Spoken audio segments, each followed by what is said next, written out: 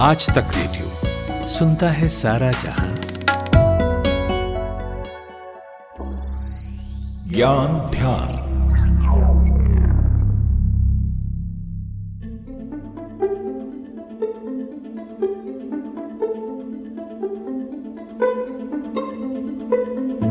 महाराष्ट्र में भीड़ भाड़ वाले इलाकों से दूर एक खूबसूरत सा हिल स्टेशन है, नाम है लवासा। पुणे शहर से करीब 60 किलोमीटर की दूरी पर बसा ये लवासा शहर आज़ादी के बाद बना देश का पहला हिल स्टेशन है, क्योंकि इससे पहले जो भी हिल स्टेशन बनाए गए थे वो सारे अंग्रेज़ों ने बनाए थे। 100 वर्ग किलोमीटर यानी करीब 25,000 एकड़ इलाके में ये फैला हुआ है और थोड़ा ऊंचाई पर बसा है। इसके लुक और डिज़ाइन को इटालियन शहर पोर्तोफिनो से इंस्पायर्ड होकर बनाया गया था।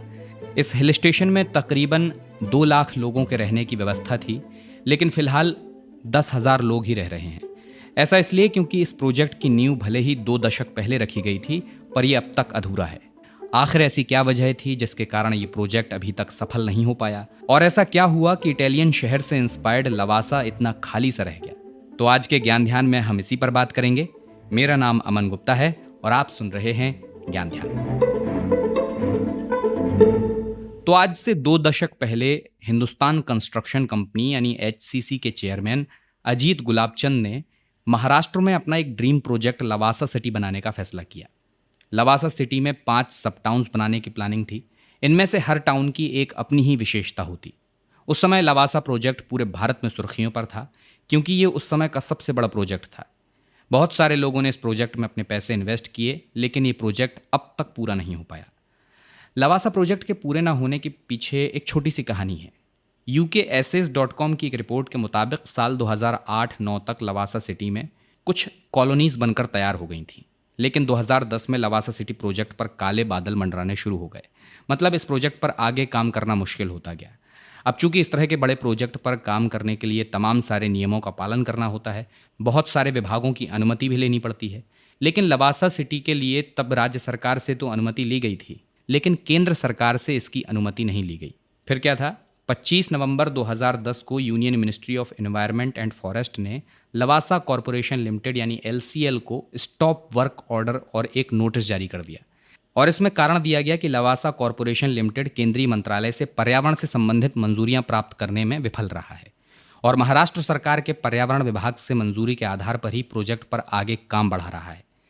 इसके साथ ही लवासा के लिए EIA नोटिफिकेशंस 1994, 2004 और 2006 के तहत प्रोजेक्ट के शुरुआत से पहले ही एनवायरमेंटल क्लियरेंस लेना अनिवार्य था, लेकिन लवासा प्रोजेक्ट में ऐसा कुछ नहीं किया गया। और इसी के साथ एनवायरनमेंट एंड फॉरेस्ट मिनिस्ट्री ने कहा कि लवासा प्रोजेक्ट ने क्षेत्र की इकोलॉजी को बड़े पैमाने पर नष्ट किया है। विशेष रूप से पहाड़ियाँ, वनस्पतियाँ, जीव जंतु और वाटर बॉडीज़ को भी नुकसान पहुँचाया है। वरसगांव बांध की बात करें, जो पुणे शहर के लिए एक बड़ा ही इम्पॉर्टेंट बांध है, क्योंकि यहीं से उसकी पानी की आपूर्ति होती है।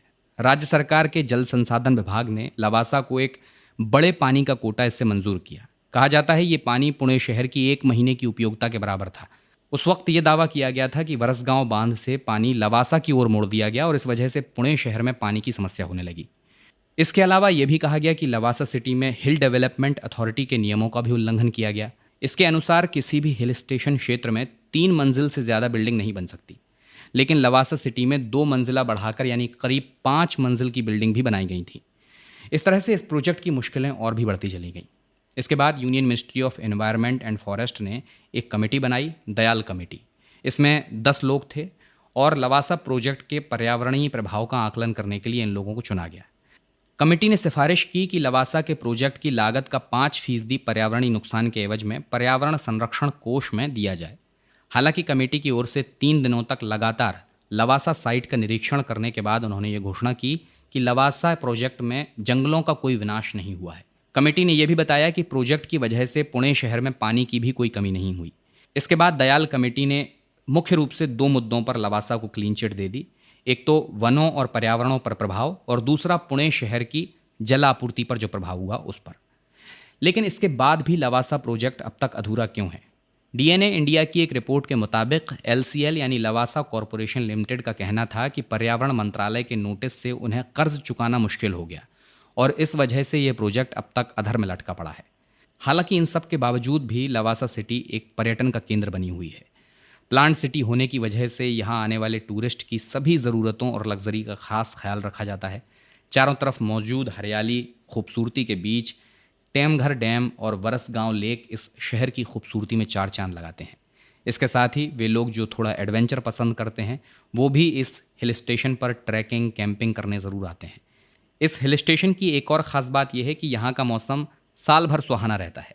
मानसून और सर्दी के समय में यहाँ का मौसम सबसे बेस्ट रहता है, यानी जुलाई से सितंबर तक और अक्टूबर से मार्च के बीच लवासा जाने का बेस्ट टाइम है।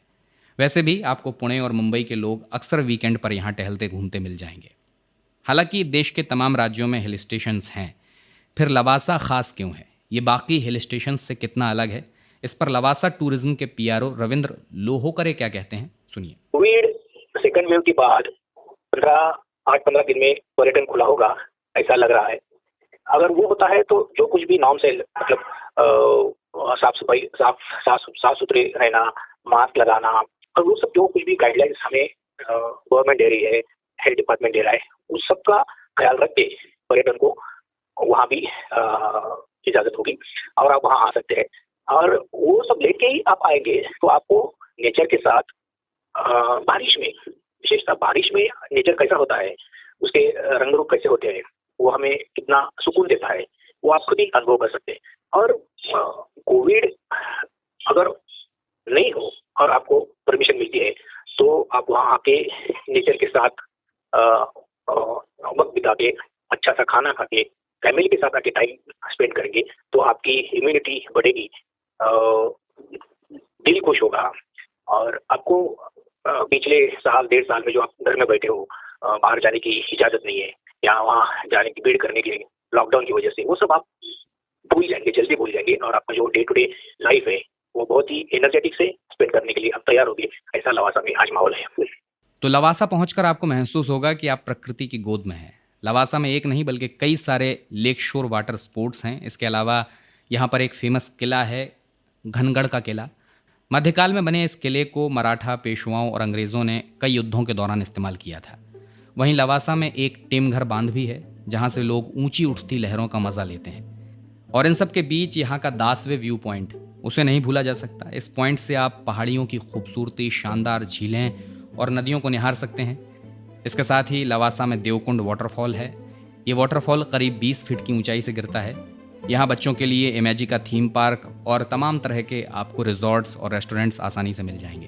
तो जब भी आपको समय मिले आप लवासा घूमकर आइएगा और वहाँ का एक्सपीरियंस आप हमें radio@aajtak.com पर बता सकते हैं। इसके अलावा हमारे ज्ञान ध्यान के एपिसोड आपको कैसे लग रहे हैं ये आप हमें इसी ईमेल पर बता सकते हैं। मेरा नाम अमन गुप्ता है और इस ज्ञान ध्यान के लिए रिसर्च किया था हमारी साथी सौम्या श्री ने। अब मुझे इजाज़त दीजिए, नमस्कार।